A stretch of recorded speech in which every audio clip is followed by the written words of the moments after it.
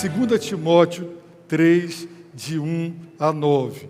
Sabe, porém, que nos últimos dias haverá tempos difíceis, pois os homens amarão a si mesmos, serão gananciosos, arrogantes, presunçosos, blasfemos, desobedientes aos pais, ingratos, ímpios, sem afeição natural, incapazes de perdoar, caluniadores, descontrolados, cruéis, inimigos do bem, traidores, inconsequentes, orgulhosos, mais amigos dos prazeres do que amigos de Deus, com aparência de religiosidade, mas rejeitando-lhe o poder, afasta-te também desses. Porque entre eles estão os que se intrometem pelas casas e conquistam mulheres tolas, carregadas de pecados, dominadas por várias paixões, que estão sempre aprendendo, mas nunca podem chegar ao pleno conhecimento da verdade. E a semelhança de Janes e Jambres, que resistiram a Moisés, eles também resistem à verdade. São homens de entendimento corrompido e reprovados na fé. Mas eles não irão adiante, pois sua insensatez será revelada a todos, assim como aconteceu com aqueles. Palavra do Senhor Jesus Cristo. Nós consideraremos 2 mandamentos de Deus, 2 ordens de Deus, dadas pelo apóstolo Paulo ao pastor Timóteo, e é para todos nós, povo de Deus, povo da igreja, povo cristão. Eu confesso para os irmãos que, se eu fosse solteiro, ao ler essa passagem agora, eu pensaria 2 vezes em casar e pensaria 10 vezes em ter filhos. Mas o segredo ou a saída não é ficar solteiro e nem deixar de ter filhos, mas orar. Eu fico aqui pensando comigo mesmo, qual é o homem, e agora eu vou me dirigir aos homens casados ou não, qual é o homem que se atreve a querer ter uma esposa e filhos sob sua responsabilidade, num mundo como esse, que o apóstolo acaba de descrever, e que não é um homem de oração, que não se dobra, que não se curva, e que não derrama lágrimas diante de Deus para proteger sua esposa e seus filhos. Seria melhor não casar e não ter filhos do que atrever-se ao casamento e a ter filhos e não ser um homem de oração. Porque nós estamos vivendo tempos difíceis, tempos terríveis. E os 2 mandamentos que nós vamos aprender aqui, que foram dados para Timóteo e para nós, revelam, irmãos, 19 razões descritas pelo apóstolo Paulo. Razões que são provocadas por nós. Tem gente que quer culpar a Deus pelo mundo ser como é, mas o mundo é como é por causa dos homens. O mundo é como é produto da pecaminosidade humana. E num mundo assim, se você tem filhos, como você se atreve a não se dobrar, a não chorar, a não jejuar e a não orar? Como?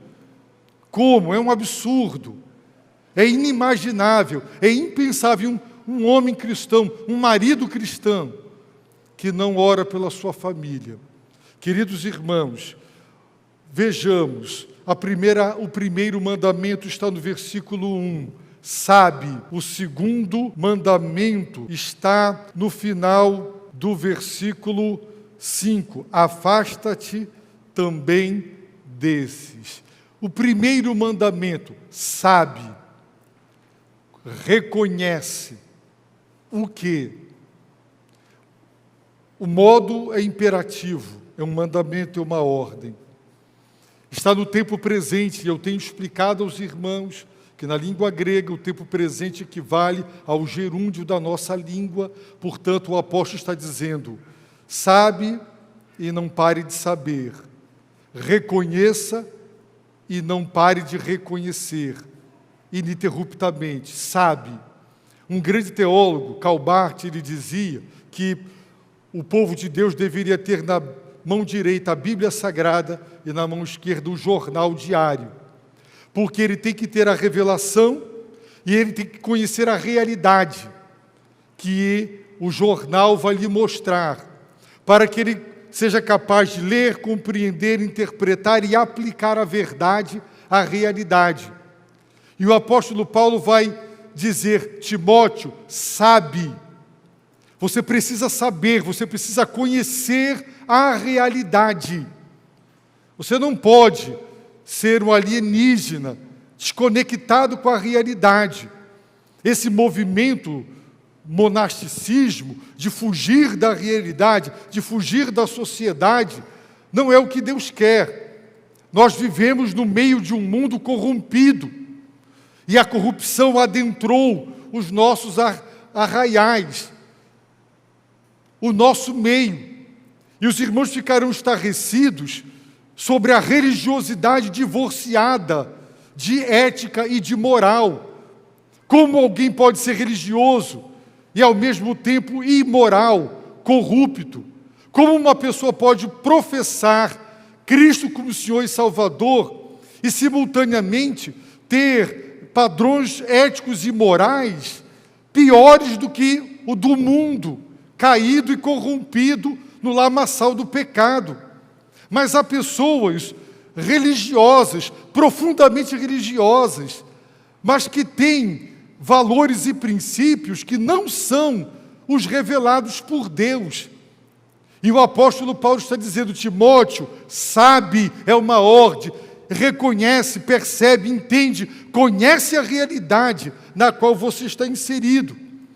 Sabe o quê?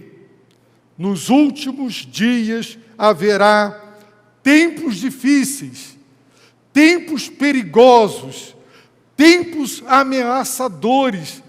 Mas será que a expressão últimos dias se refere aos dias derradeiros que antecedem o retorno de Cristo? Não. Se os irmãos estudarem a escatologia, a doutrina das últimas coisas, os irmãos entenderão que, com a encarnação de Cristo, começam os últimos dias. Foi profetizado que nos últimos dias, Joel 2:28, Deus derramaria do seu Espírito, e Ele já derramou. Mas a lua ainda não escureceu, o sol não escureceu, a lua, então aquela profecia de Joel já começou a se cumprir, mas não se cumpriu na totalidade. A totalidade da profecia dos últimos dias, ela se completará quando Cristo retornar. Quando Cristo se encarna, quando há a manifestação divina na história, começam os últimos dias. Os últimos dias foram inaugurados. Quando Cristo se encarna, nós entramos no último capítulo da história da humanidade, no epílogo.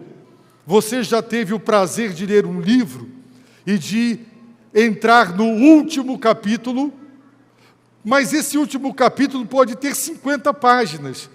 Nós já estamos no último capítulo da história da humanidade.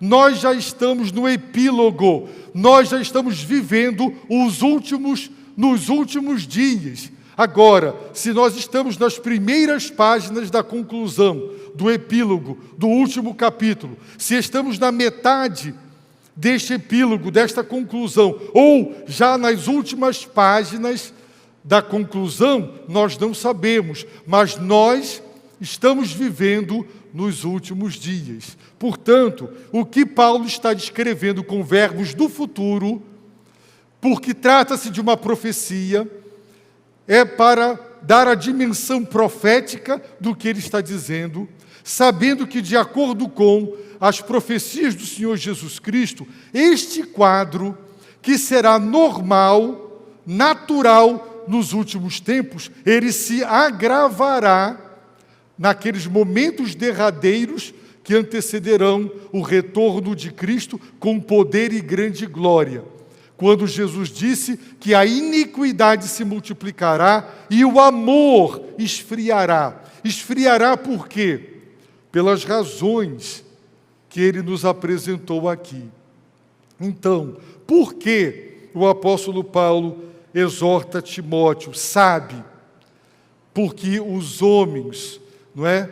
E ele apresenta 19 razões causadas por nós humanos. Por que viveremos tempos difíceis? Sabe por quê?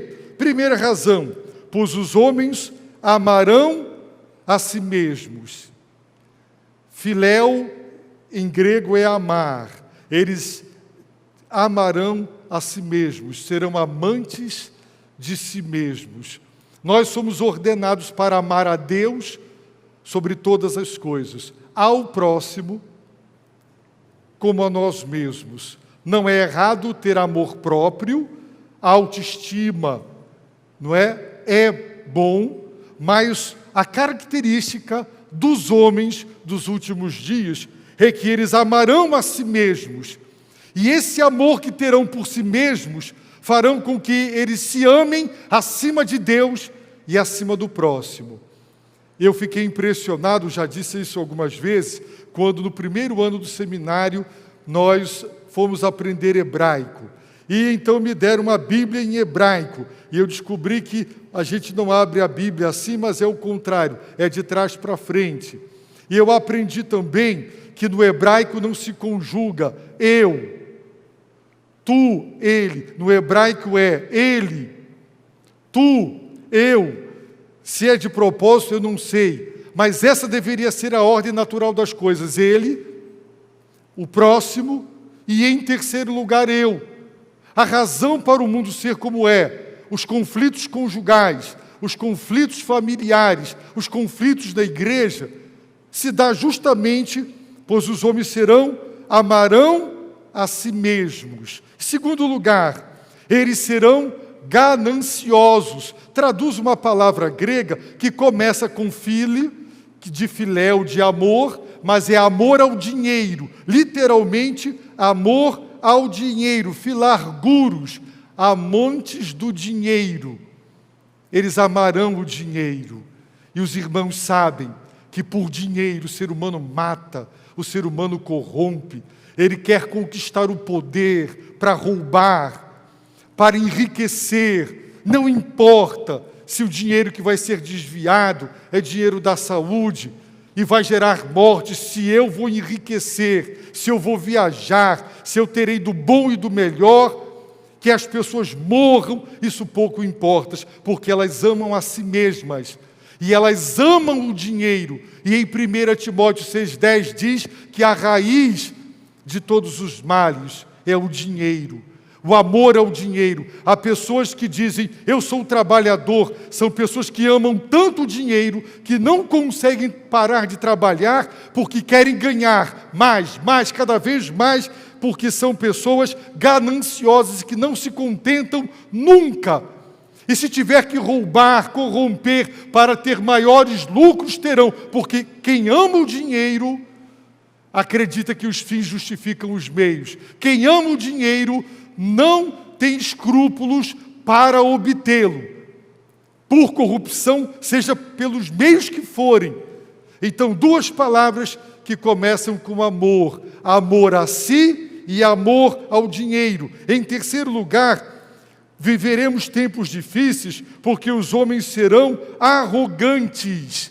A palavra significa literalmente altivo, alguém que se julga superior aos outros. Se você é arrogante, é altivo, e se você se julga superior aos outros, você menospreza os demais, você despreza os demais. O desprezo, o menosprezo aos outros é uma consequência natural da arrogância do coração humano. Se um cônjuge ele é arrogante, ele despreza a esposa ou o marido, e assim por diante. Eles também são presunçosos. A palavra indica alguém que se jacta, que se gaba, que fica falando das suas próprias realizações. Eu me lembro, lá no seminário tem uma praça, e o apelido da praça era Praça da Maledicência, porque na segunda-feira os seminaristas chegavam e cada um vinha com uma história mais mirabolante. Não, eu preguei ontem à noite 20 conversões, o outro 15, 30, era um negócio assim de muitas conversões, não é? Cada um queria contar um resultado maior e melhor do que o outro quando fez o apelo na sua pregação. E são pessoas, não é, que se gabam, gostam de falar do que fizeram, gostam de exaltar os seus feitos. Em sua jactância, eles ultrapassam os limites da verdade. Eles gostam tanto de promover o que são e o que fazem, que mentem, que vão além dos limites. Alguém que supervaloriza e magnifica os fatos, a fim de se engrandecer na tentativa de impressionar e de convencer as pessoas. São aquelas pessoas que gostam de encher a sua própria bola, que se exaltam. E Jesus diz que todo aquele que se exaltar será humilhado. Viveremos, Timóteo sabe, compreende, que haverá tempos difíceis, porque os homens amarão a si, amarão o dinheiro, eles serão arrogantes, eles serão presunçosos, eles também serão blasfemos. A palavra literalmente significa caluniador. A blasfêmia é uma calúnia contra Deus. São pessoas que falam impropérios, absurdos, colocando em Deus a culpa de toda a miséria, de todo o sofrimento que há no mundo. Blasfemos. São pessoas que estarão blasfemando a Deus todo o tempo todo. Também serão pessoas desobedientes aos pais. Um dos mais importantes mandamentos de Deus é honrar pai e mãe. O respeito aos pais revela tudo do caráter de alguém, pois quem não trata bem, não valoriza e não agradece aos pais, como tratará o cônjuge e as demais pessoas? Se você é desobediente aos seus pais, que foram usados por Deus para lhe trazer ao mundo, se você não lhes obedece, não lhes respeita, não ouve, não acata suas orientações, essa é uma característica dos últimos tempos. Desobediência aos pais. Também ingratos. E aí não precisa dizer muita coisa. Eu lembro de um pai que até o último dia da faculdade, ele acordava cedo, preparava a vitamina do filho, a mesa, o misto quente, tudo, o rapaz acordava, tudo na mesa, ele ia levar na porta da faculdade, ia pegar tudo, pois ele pegou idade, ele ficou com uma situação de aposentadoria precária, o rapaz despontou economicamente, e o pai passando mal, indo para hospital público, e o filho não quis pagar para ele um plano de saúde, e a família ficou dizendo, esse pai se esmerou, se desdobrou, fez tudo por esse filho, tudo, e agora que ele está bem e o pai, na sua condição de aposentado, não está, ele é incapaz de ajudar seu pai e sua mãe. Ingratidão, desobediência aos pais, ingratidão, não reconhecer as pessoas que Deus usou para nos abençoar. Conheço noras que lutam contra os seus maridos para não ajudar os sogros. Tem genro que tenta proibir a filha de ajudar os pais. Irmãos, os nossos progenitores, aqueles que nos deram vida, devem ser abençoados por nós. Um genro, uma nora, jamais deveria colocar obstáculo para abençoar os pais. Tudo tem limite, é claro, mas foram eles que cuidaram de nós. A ingratidão, a desobediência aos pais é coisa terrível. Nos últimos tempos, os homens serão assim. Eles amarão a si mesmos, portanto, pai e mãe, eles amarão o dinheiro, gastar dinheiro com pai e mãe, serão rancorosos, serão arrogantes, presunçosos, blasfemos, desobedientes aos pais, ingratos, ímpios. Não precisa explicar muito. A impiedade é a característica oposta da piedade, da reverência, do temor a Deus. Eles serão assim, não querem saber de Deus, da palavra de Deus, da verdade de Deus. São ímpios. Eles também são sem afeição natural, desafeiçoados, a falta de toda afeição natural. Como é que pode uma mãe largar filhos com o marido e ir embora por causa de uma paixão? Uma mulher que é mãe, ver a sua filha sendo abusada pelo seu amante, e para não perder o amante, sabe que a filha, o filho está sendo abusado, não tem mais afeição natural. Irmãos, vivemos tempos difíceis. Os irmãos sabem que os casos de abusos, eles são inúmeros. 1/3 deles é que vem à tona, porque grande parte se dá dentro de casa, com familiares e pessoas próximas, porque a afeição natural acabou. Não há isso, não há amor pelos parentes, sem afeição familiar, pessoas que não ligam para os laços familiares, destituídos de amor por aquele que naturalmente o exige, amor entre pais e filhos. Essa é a característica dos homens, e aqui homem é genérico, é homem e mulher. Ele não está falando só de homens do sexo masculino. Timóteo sabe, os últimos tempos serão tempos difíceis, e isso piorará à medida que o fim dos tempos, quando Cristo voltar, será. Eles também são incapazes de perdoar, são irreconciliáveis, são pessoas que rompem relacionamentos, e porque são incapazes de perdoar, são irreconciliáveis. Eles rompem relacionamentos, eles ficarão rompidos para o resto da vida, mas não terão a humildade de pedir perdão, não terão a humildade de perdoar, para que relacionamentos sejam restaurados. A palavra denota a hostilidade que não admite tréguas. Caluniadores. Esta palavra traduz a palavra grega diabolos. Diabo é acusador. Eles serão caluniadores, diabolos. São aquelas pessoas que promovem intrigas na esperança de conseguir algum benefício pessoal. Caluniador.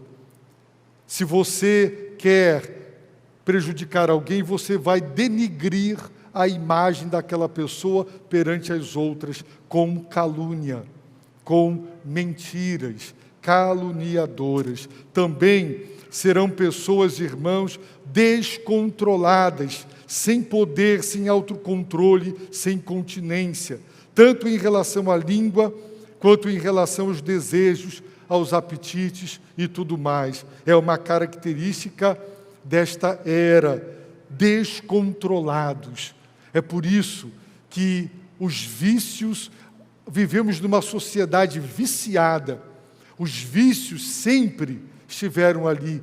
E vício não é só álcool, cocaína, sexo vicia, prazeres outros viciam, devido ao descontrole, cruéis, incivilizado, selvagem, bárbaro. A palavra era usada para descrever animais selvagens e pessoas que agem como animais selvagens, cruéis. O leão não tem pena, meus irmãos, do cabritinho quando ele está com fome. Ele agarra, ele espatifa, ele rasga, ele devora. Não há pena, é crueldade. Os homens são cruéis. Não importa se o teu pai vai morrer num corredor porque não tem a medicação. Não, isso não importa. A crueldade, irmãos, é essa. Não é doer no coração ao ver miséria e pobreza e você saber que você está causando isso com corrupção e continuar praticando. Inimigos do bem, sem leis para o bem, odiadores do bem. É bem, é bom, não quero, é inimigo.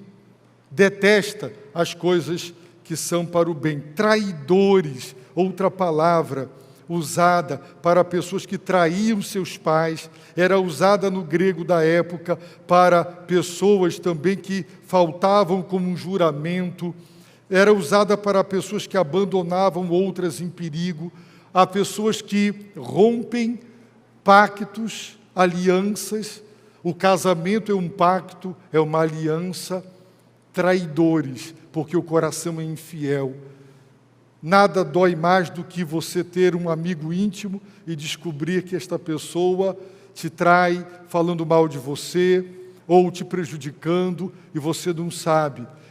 A dor da traição de um cônjuge, a dor da traição de um pai, de um filho, que coisa triste, pois é uma característica dos homens dos nossos dias e das mulheres, traidores. Falta lealdade, falta fidelidade, traidores. Eles também, meus irmãos, diz o apóstolo Paulo, são inconsequentes, obstinados, precipitados. Essa palavra, descreve alguém que está pronto a precipitar as coisas com linguagem ou ações ásperas. São aquelas pessoas que falam sem pensar, tomam decisões sem meditar, agem de maneira precipitada, impensada, impulsiva, é uma característica. Orgulhosos de novo, arrogantes, não é? São pessoas que são mais amigos dos prazeres. De novo é fíleo, a palavra começa. Amam o Édoni. Filho, a palavra filho é amor e Édoni é prazer. São amantes dos prazeres. São mais amantes dos prazeres do que amigos de Deus. Eles também têm aparência de religiosidade. Que coisa terrível. Esses homens, essas pessoas, com todas estas características, têm aparência de religiosidade. São pessoas religiosas, adeptas de muitas religiões, inclusive do cristianismo, diz o apóstolo Paulo, mas rejeitando-lhe o poder. Na minha Bíblia tem um asterístico, e lá embaixo está escrito piedade, eusebeia.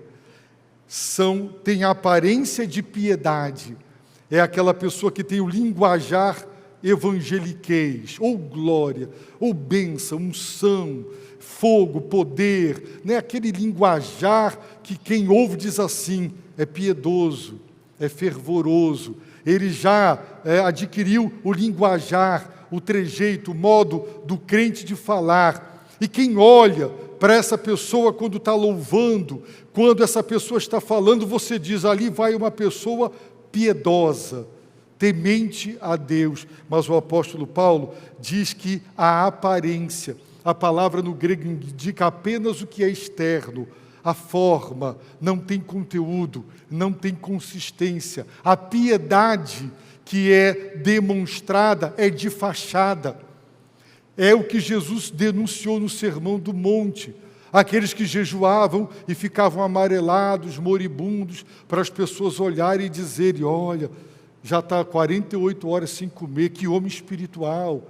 Aquela pessoa que dava esmolas, fazia o bem diante das demais, para que os outros dissessem como é bom, como é generoso. É essa religiosidade, irmãos, hipócrita, que Deus odeia, que Deus denuncia através dos profetas, quando queremos que as pessoas nos vejam fazendo o bem para pensarem que somos bons, mas o que queremos, na verdade, com essa caridade para os outros vem, é o elogio, é a exaltação.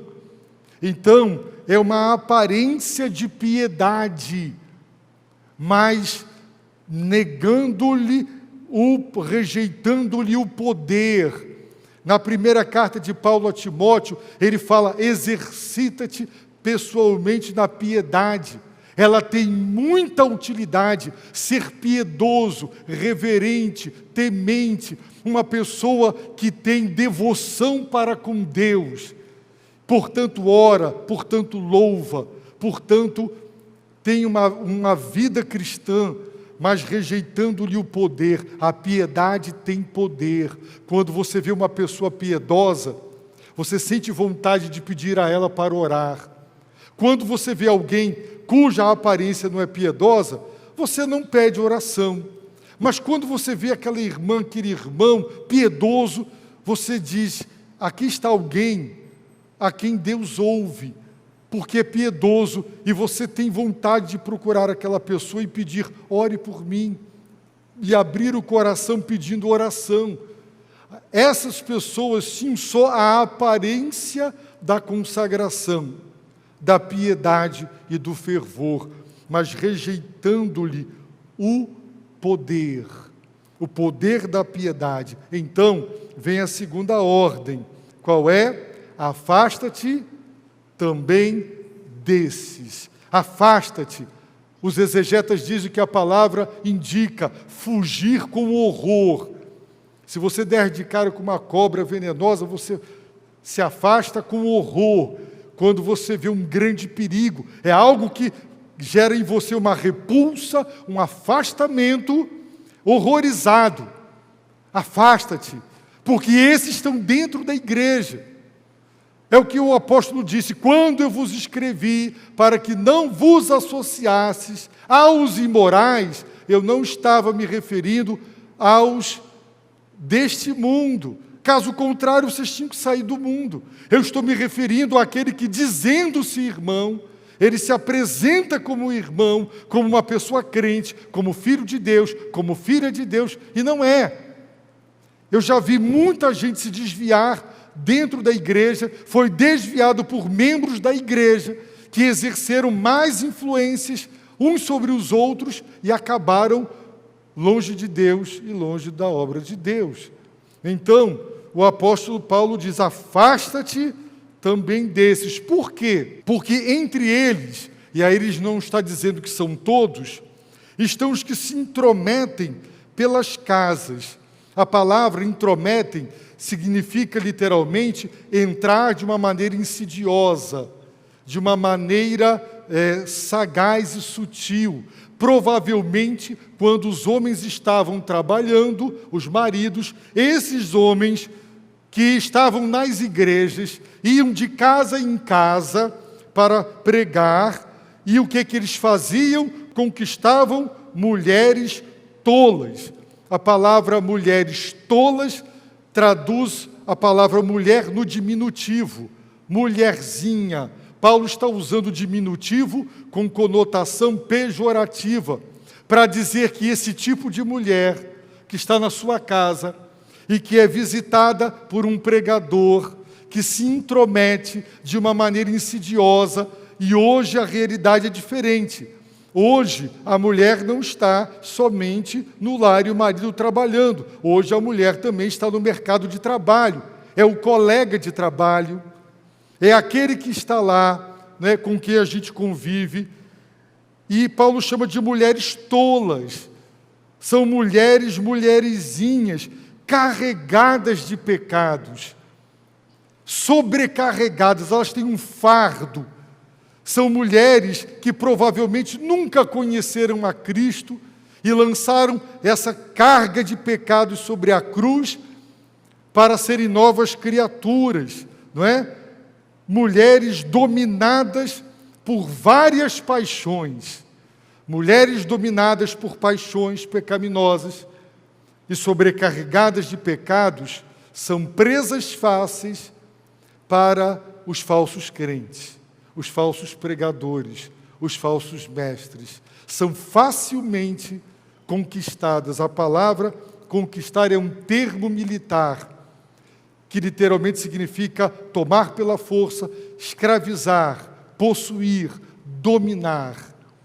Como pensamos nós? Uma pessoa pode estar na igreja com estas características, fazendo proselitismo de casa em casa, mas com esse padrão de conduta moral.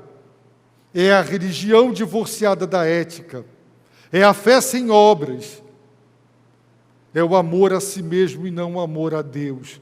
Queridos irmãos, nem tudo que brilha é ouro. Existem casos e casos e casos de pessoas que estão sendo violadas, abusadas por líderes religiosos. São muitos os casos. E muitos não vêm à tona.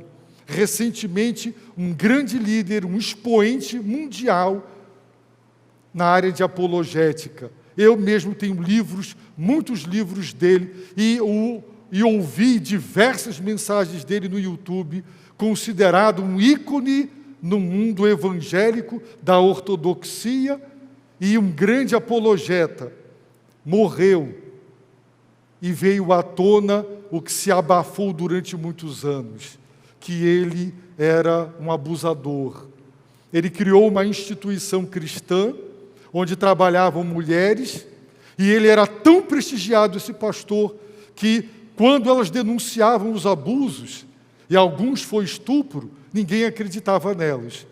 Mas aquela instituição contratou uma equipe de advogados e deu carta branca para investigar pormenorizadamente e dar um relato, e o relato comprovou que ele abusou durante muito tempo de muita gente.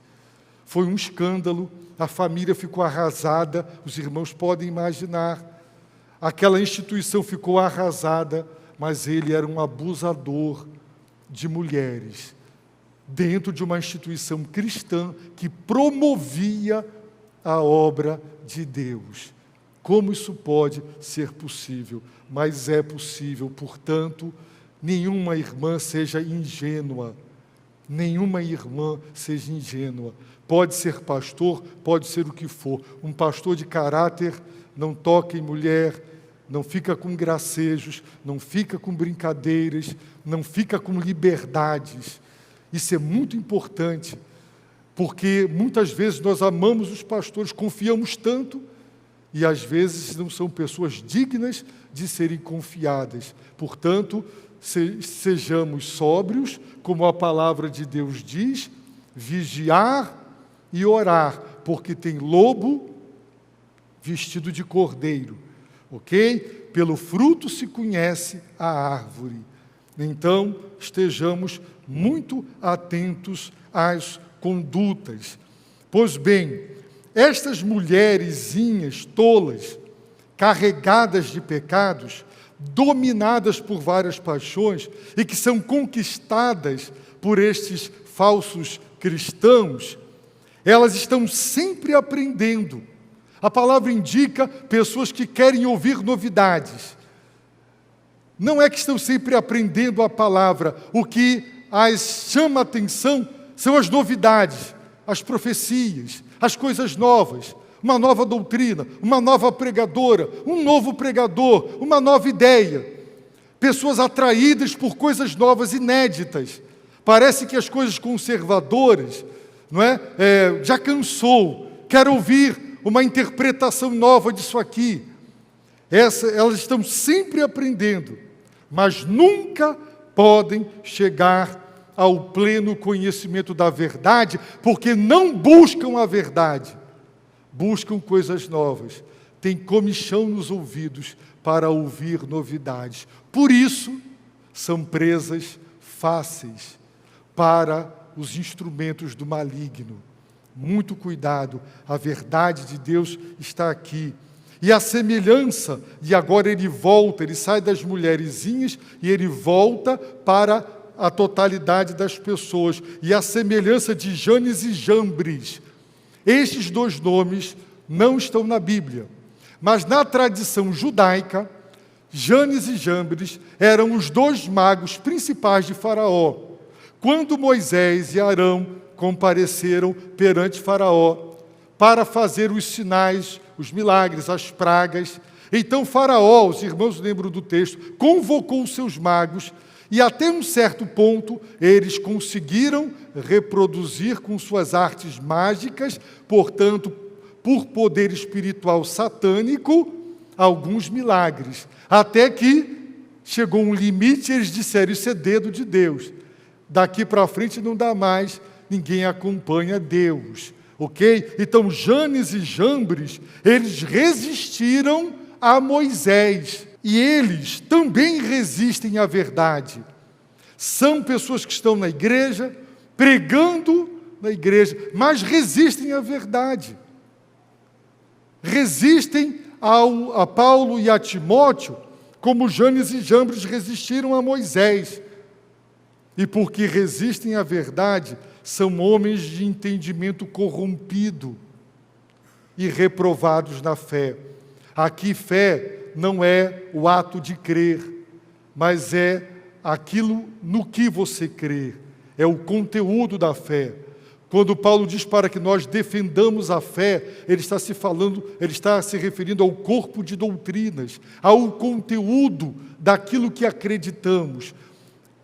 Um livro de doutrina pode ser chamado de A Fé Cristã, as verdades nas quais os cristãos creem. Então Paulo está dizendo que eles são reprovados na fé, eles não têm a sã doutrina, eles não conhecem a verdade, eles rejeitam a verdade, o entendimento deles está corrompido, eles distorcem a palavra de Deus, eles resistem à verdade de Deus, e eles estão aí de casa em casa, agora estão no YouTube, agora estão no Facebook, agora eles estão espalhados. Tempos difíceis são os nossos tempos. Por isso eu disse que não dá vontade de ter filhos, para eu botar filhos no mundo como esse. Ora, você sabendo que a sua esposa e seus filhos estão num mundo como esse, você pode não ser um homem de oração, de intercessão, que chora, que derrama lágrimas diante de Deus, que sustenta, que protege a sua família com oração? Como, irmãos? Tempos difíceis. Aí, quantas características malignas, terríveis dessa gente. Como nós podemos abrir mão dessa arma espiritual que é a oração? As nossas armas não são carnais, elas são poderosas em Deus. E a arma mais poderosa, irmãos, é a oração. Para você empurrar um piano desse tem que ter força. Um homem não consegue. Vários homens, a força muscular. Esses aparelhos de ar-condicionado, os motores estão funcionando porque tem uma casa de força ali, gerando energia.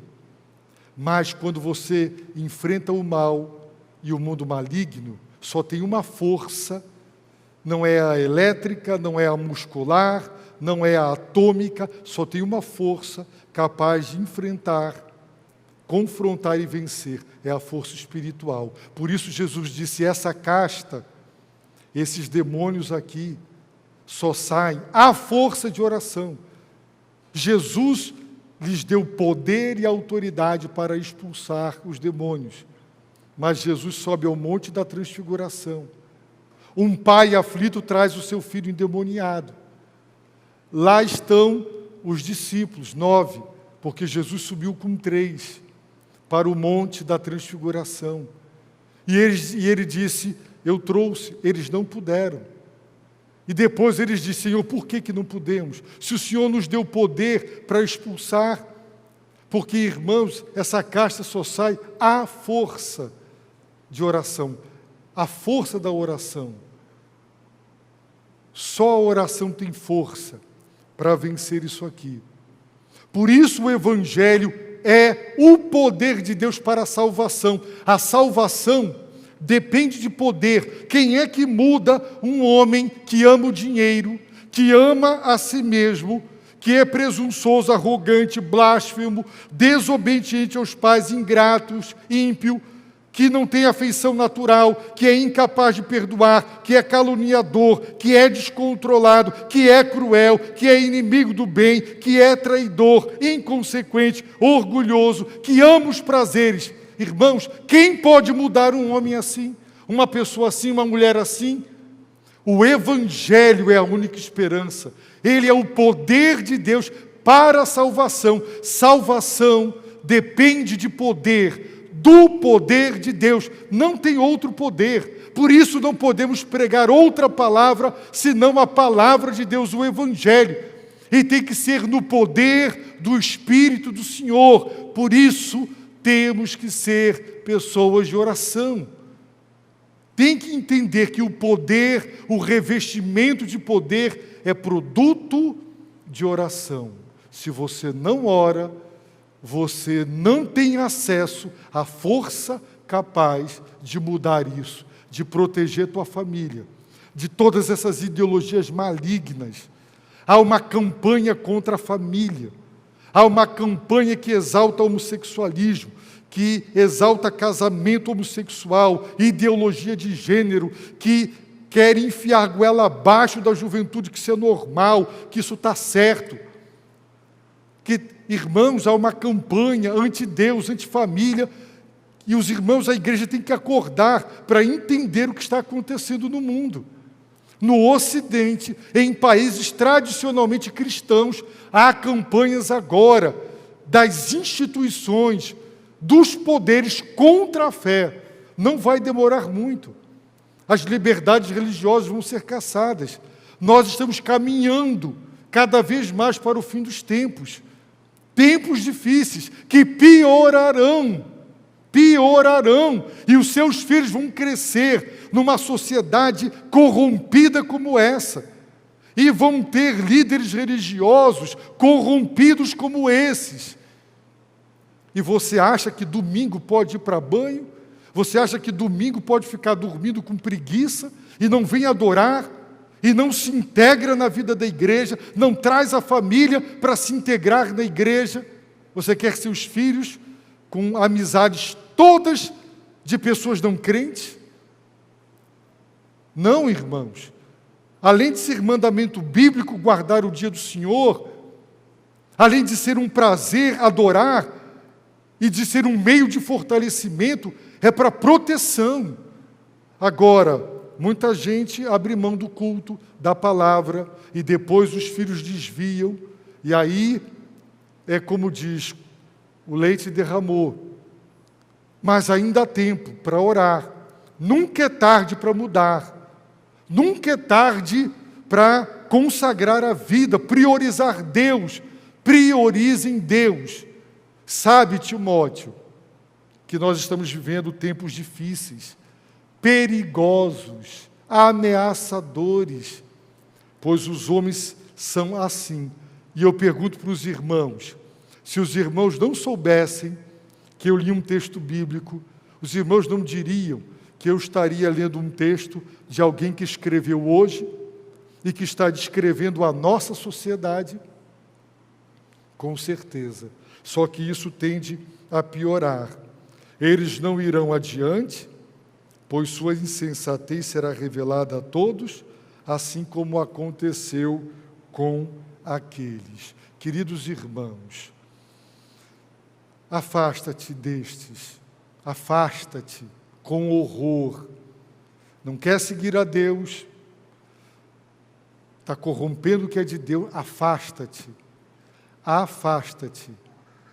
É melhor um covarde vivo do que um herói morto. Afasta-te de pessoas que aparentemente são piedosas, mas negam Deus no seu caráter e na sua conduta. Abaixe a sua cabeça, feche seus olhos, ore e diga: Deus, tem misericórdia de mim. Eu queria agora que os homens, os maridos, dissessem: Senhor, eu tenho falhado, eu não tenho sido o intercessor, eu não tenho derramado lágrimas, eu não acordo de madrugada, eu não choro aos teus pés para o Senhor proteger a minha esposa dos ataques malignos, dos meus filhos. Ó Deus, me perdoa, doravante eu serei um guerreiro de oração pelo meu lar. Se você não vai ser um guerreiro de oração, não case, não tenha filhos, não queira sob sua responsabilidade vidas preciosas. Sabe por quê? Porque no dia do juízo final, a Bíblia diz que você, marido, vai prestar contas com Deus. Você. Então, a nossa responsabilidade é enorme, é esmagadora. Então, torne-se um homem de oração, uma mulher de oração. Ouça a palavra de Deus.